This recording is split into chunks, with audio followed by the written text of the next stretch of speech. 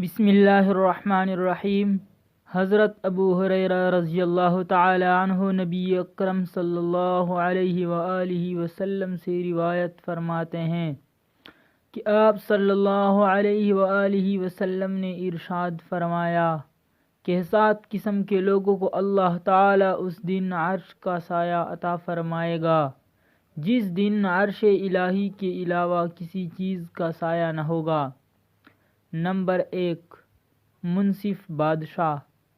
Number 2، وہ نوجوان جس نے اپنے رب کی عبادت میں پرورش پائی ہو۔ نمبر 3، وہ شخص جس کا دل مسجد میں اٹکا رہتا ہو۔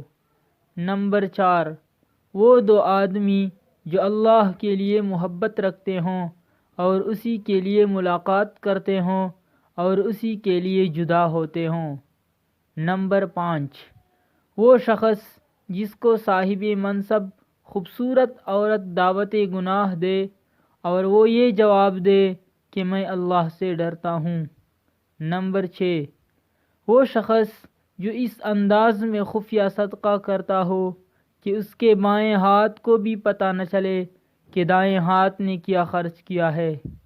نمبر 7، وہ شخص جو تنہائی میں اللہ کا ذکر کرتا ہو اور اللہ کے خوف و خشیت کے غلبہ کی وجہ سے اس کے آنکھوں سے آنسو جاری ہو جائیں۔